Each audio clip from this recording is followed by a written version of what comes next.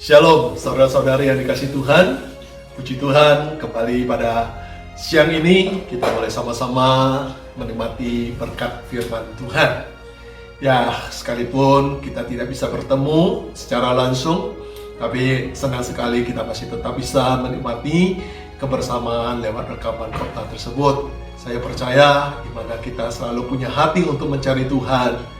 Tuhan tidak melihat tempat, dan terlebih Tuhan tidak terbatas pada tempat, sehingga kita di dalam rumah pun, sekalipun kita berada dalam rumah, kita akan menerima hadiratnya. Amin, saudara. Nah, mari kita sama-sama tundukkan kepala, kita masuk dalam doa. Bapa yang baik, kami ucapkan syukur kembali pada siang hari ini kami boleh menikmati hadirat-Mu, terlebih kami boleh menikmati firman-Mu. Pimpinlah kami setiap pribadi yang ada agar kami dapat memahami setiap kehendak-Mu dan kami boleh menerima anugerah dan berkat daripada firman-Mu. Terpujilah Bapa, terpujilah Allah, hamba-Mu serahkan diri, Tuhan yang urapi, Tuhan yang pimpin mulut bibir hamba untuk memberitakan kebenaran firman-Mu. Di dalam kuasa nama Tuhan Yesus kami berdoa dan mengucapkan syukur. Haleluya, amin. Ya, mari saudara, kita kembali segera kita masuk dalam berkat firman Tuhan, menyambung tema kita di dalam persekutuan tersebut.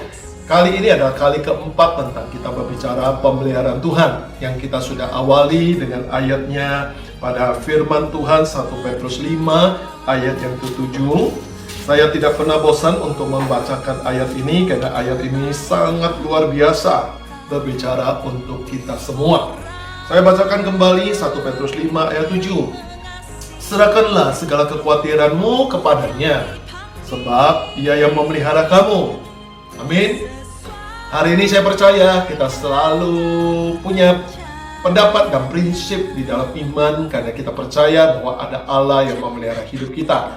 Namun sadarilah bahwa kita ketika ada di tengah-tengah tekanan dan persoalan beban hidup ini, jangan pernah kita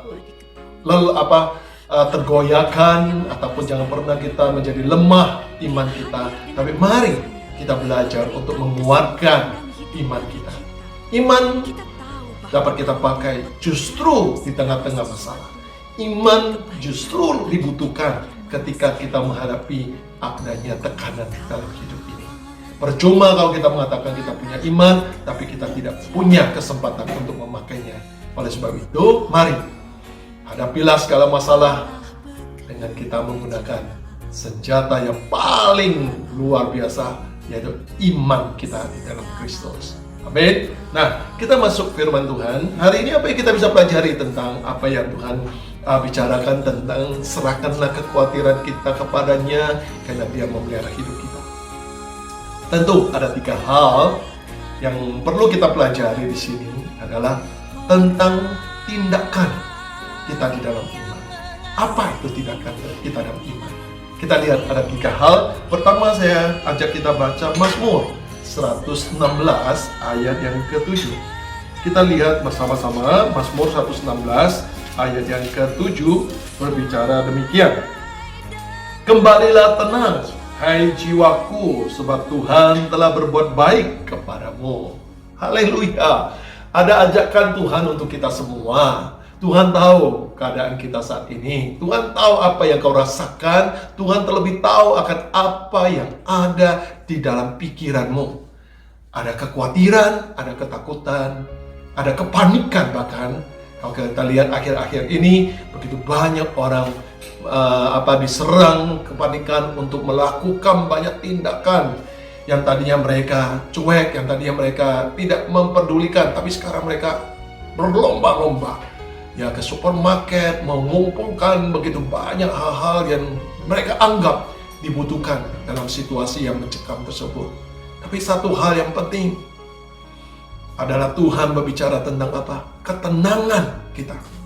Percuma sesungguhnya kalau semua boleh kau tumpuk dalam rumah, semua sudah boleh ada pada hidup kita. Kalau tidak ada ketenangan, kita tidak dapat menikmati hidup kita juga dengan baik. Tapi hari ini Tuhan mau mengatakan kepada kita, percayalah bahwa Tuhan memelihara kita. Oleh sebab itu kita perlu belajar untuk tenang. Bukankah dalam firman Tuhan telah berkata demikian, dengan tenang, dengan berdiam dan tenang, itulah letak kekuatanmu. Artinya apa? Tuhan ingin kita berdiam, tidak panik. Berdiam bukan berarti kita pasif, berdiam bukan berarti kita berserah, tapi berdiam itu adalah menguasai diri kita. Berdiam di hadapan Dia, menyembah Dia, percaya kepada Dia, bersandar kepada Dia. Dengan tenang engkau bisa berpikir dengan jernih. Dengan tenang engkau bisa berpikir sesuatu yang baik. Apa yang bisa engkau perbuat di tengah-tengah kepanikanmu? Apa yang bisa engkau perbuat di tengah-tengah kekhawatiranmu? Apa yang bisa engkau buat di tengah-tengah kecemasanmu? Tidak ada. Bahkan justru semua kepanikan membuat kita semakin kacau, membuat kita merasa semakin tertekan, sehingga membuat kita semakin takut. Ingat, tidak ada kekhawatiran yang bisa membantu kita untuk menyelesaikan masalah. Hanya satu jalan yang bisa membuat kita menyelesaikan masalah adalah dengan engkau diam dan tenang di hadapan Allah. Karena di dalam hadiratnya Tuhan menyediakan pertolongannya. Di dalam hadiratnya Tuhan memberikan jalan keluar bagi setiap persoalan kita. Di dalam hadiratnya Tuhan bisa memulihkan dan menyembuhkan kita. Oleh sebab itu, hari ini kita mau belajar. Bila kita memiliki rasa tenang bagi jiwa kita, ketenangan menunjukkan bahwa engkau mempunyai iman yang kuat. Ketenangan justru membuktikan bahwa kita sedang memakai ataupun mengaktifkan iman percaya kita kepada-Nya. Oleh sebab itu, hari ini Tuhan mau, ayo setiap pribadi kita yang percaya dalam situasi apapun, terlebih dalam keadaan mencekam karena virus corona, karena masalah di dalam pekerjaan dan usaha, apapun itu, hari ini Tuhan cuma minta kita tenang, karena Dia yang akan menolong kita. Bukankah dalam ayat ini telah mengatakan, sebab Tuhan telah berbuat baik kepadamu. Kata telah berarti bukan akan, sudah Tuhan lakukan. Ini perlu kita garis bawahi. Telah berarti Allah sudah melakukan hal yang baik, hingga engkau beriman bahwa ada kebaikan Tuhan di tengah-tengah masalah apapun yang kita alami. Maka saudara tidak akan takut. Ingat, jangan memakai kacamata kita untuk lihat masalah. Karena dengan kacamata kita, kita patut takut karena kita tidak mampu melakukan apapun. Tapi dengan kacamata Tuhan, itu akan berbeda. Karena Allah sanggup melakukan segala perkara. Tidak ada yang mustahil bagi Tuhan untuk mengatasi masalah kehidupan kita. Dengan kacamata rohanimu, maka engkau pasti mampu menguasai diri dan dengan tenang menghadapi setiap tekanan apapun. Amin, saudara. Nah, hal yang kedua, kita melihat dalam Yesaya 26 ayat yang ke-12. Kita lihat firman Tuhan, Yesaya 26 ayat yang ke-12. Apa yang dibicarakan kepada kita? Di sini saya bacakan, ya Tuhan, Engkau akan menyediakan damai sejahtera bagi kami, sebab segala sesuatu yang kami kerjakan, Engkaulah yang melakukannya bagi kami. Puji Tuhan. Hal yang kedua, selain kau tetap tenang, Tuhan mengajari kita, tetaplah kerjakan bagianmu akan apa yang engkau sedang kerjakan hari ini. Biarlah nantinya engkau akan melihat bahwa Tuhanlah yang menuntun, Tuhanlah yang turut bekerja untuk mendatangkan kebaikan di dalam kehidupan saudara dan saya. Amin, saudara. Kita harus melihat bagaimana firman ini berkata, bagaimana firman ini mau memberitahukan satu pemeliharaan Allah yang ajaib, yang di luar nalar kita, yang di luar pemahaman kita. Tapi lihatlah, di sini dikatakan, ya Tuhan, Engkau akan menyediakan damai sejahtera bagi kami. Lihat, yang kita butuhkan hari-hari ini, di tengah-tengah masalah, di tengah-tengah kondisi yang ada, yaitu apa? Bukan lagi materi, bukan lagi hal-hal yang kita cari selama ini, sibuk mencarinya, udah mengumpulkannya, yaitu harta, materi. Bukan damai sejahtera yang kita butuhkan. Karena damai sejahtera itulah yang bisa membuat kita menikmati hidup ini dengan baik. Sekalipun di tengah masalah, Tidak ada yang mustahil bagimu untuk bisa menikmati hidup ini selama engkau memiliki damai sejahtera Allah. Kita lihat firman Tuhan yang begitu luar biasa dahsyatnya. Sebab di sana dikatakan, kenapa di sana dikatakan kita bisa memiliki damai? Sebab kita tahu segala sesuatu yang kami kerjakan ada tangan Tuhan. Engkaulah yang melakukannya bagi kami. Ingat, segala pekerjaan kita di dalam dunia ini, kalau tidak ada turut campur tangan Tuhan, tidak akan menghasilkan apa-apa. Kenapa? Karena kita terbatas. Karena kita tidak mampu. Karena kita tidak punya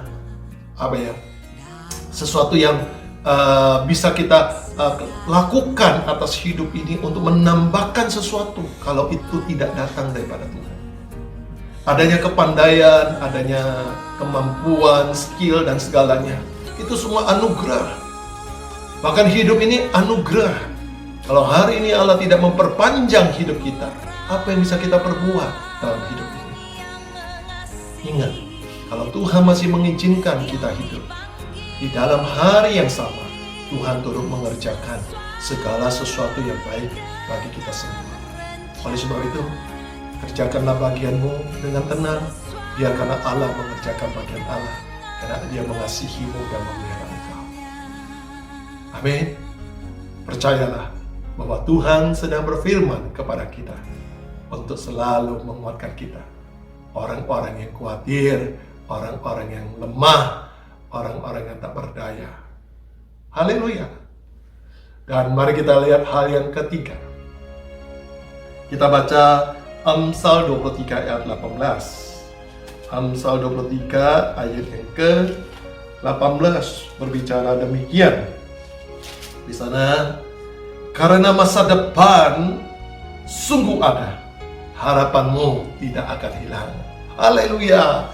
Tuhan kembali mengingatkan kepada kita, saudara-saudari yang dikasihi Tuhan, hidupmu, Tuhan mengatakan, masa depanmu sungguh ada, harapanmu tidak pernah hilang. Sekalipun hari ini engkau melihat, mungkin kau mengatakan, bagaimana mungkin lagi aku hidup dengan keadaan yang demikian? Bagaimana mungkin aku bisa terselamatkan dari semua tekanan yang ada? Satu hal yang Tuhan mau tunjukkan kepada kita, Tuhan tetap mengatakan kepada kita, sungguh ada masa depanmu, harapanmu tidak pernah hilang. Oleh sebab itu tetaplah berharap di dalam Dia, karena Dialah sumber harapan bagi hidup kita, karena Dialah sumber hidup kita, karena daripadanya lah segala sesuatu.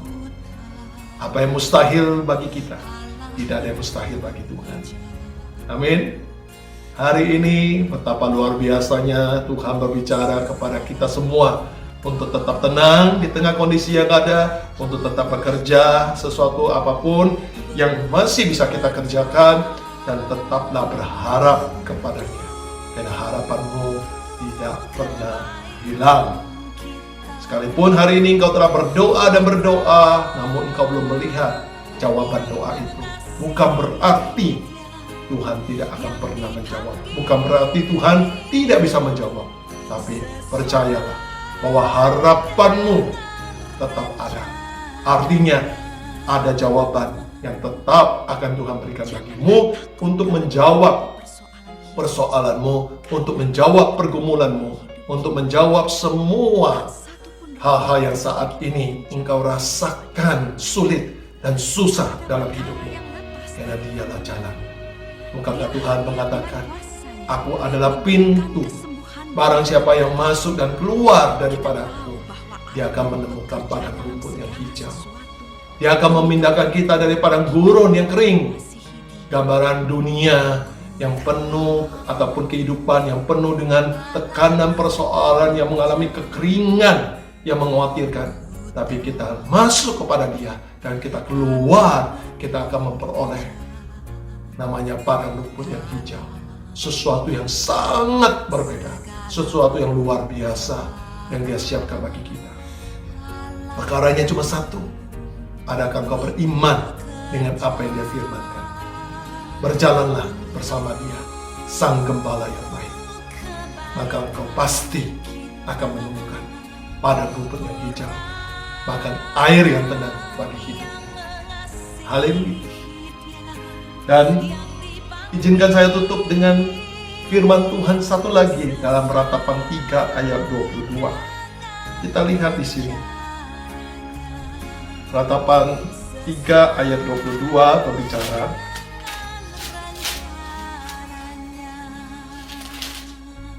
di sana dikatakan, tak berkesudahan kasih setia Tuhan, tak habis-habisnya rapatnya.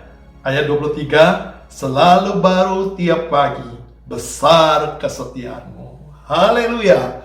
Dikasih tahu kepada kita, dibuktikan kepada kita, ditunjukkan kepada kita, diberikan pemahaman kepada kita bahwa kasih Tuhan tak berkesudahan, kasih setianya selalu baru setiap pagi dan tidak pernah habis rahmatnya. Artinya tidak pernah habis kebaikan Tuhan dan kemurahannya bagi kehidupan kita. Jadi sekali lagi, kehidupanmu bukan ditentukan oleh situasi dan kondisi, tapi kehidupanmu ditentukan dari Allah itu sendiri. Dari Dialah sumber segala kehidupan. Oleh sebab itu, bersukacitalah hari ini, bersyukurlah kita senantiasa, tenangkanlah dirimu, tetaplah kerjakan sesuatu yang engkau bisa kerjakan di dalam Dia, bahkan Dialah engkau tetap berharap kepada Dia. Haleluya. Amin. Sekali lagi, saya mau tunjukkan satu ungkapan yang luar biasa. Saya catat dan saya dapatkan dari satu sumber mengatakan, kita dapat mengatasi masa sekarang karena ada masa depan dan pengharapan yang tidak pernah hilang. Sesuai dengan ayat yang kita baca. Hari ini kita mampu mengatasi masa sekarang. Percayalah, karena ada janji Allah bahwa masa depanmu sungguh ada dan tak pernah hilang harapanmu. Amin. Nanti hari ini sesulit apapun, besok lusa engkau akan melihat masa depanmu dan harapanmu. Jadi tidak pernah Allah membiarkan kita ada di dalam kekhawatiran. Terlebih Tuhan tidak pernah membiarkan kita menjadi orang yang depresi, orang yang stres dan putus asa. Tuhan memberkati saudara dan saya. Mari kita masuk dalam doa. Kami bersyukur kepadamu Tuhan atas firman yang kami terima pada siang hari ini. Sungguh Tuhan, Engkau luar biasa. Engkau menguatkan kami, Engkau menyatakan sesuatu untuk kami lakukan dalam hidup ini, untuk menjadi pribadi yang mampu menguasai diri, untuk hidup tenang, untuk boleh terus Tuhan bekerja melakukan segala sesuatu yang sudah ada pada kami. Dan kami percaya karena di situ pun Engkau turut bekerja mendatangkan kebaikan bagi kami. Dan terlebih di dalam keadaan sesulit apapun, di dalam situasi seburuk apapun, kami tetap memiliki pengharapan di dalam Engkau. Ada masa depan yang akan kami dapati. Sehingga kami percaya apapun masalah hari ini dapat kami selesaikan di dalam Engkau dan bersama dengan Engkau. Dan biarlah Tuhan kami boleh melihat janji Allah tergenapi dalam kehidupan kami. Terpujilah Engkau Tuhan, terpujilah Bapa. Berkatilah Tuhan setiap pribadi yang mendengar akan rekaman ini. Kami percaya Tuhan hadir dalam hidup mereka, Tuhan beracara dalam hidup mereka, Tuhan memimpin hidup mereka, bahkan Tuhan selalu memelihara hidup mereka. Di dalam kuasa nama Tuhan Yesus kami ucapkan syukur. Haleluya. Shalom. Di dalam kasih Tuhan. Tuhan memberkati. Sampai jumpa.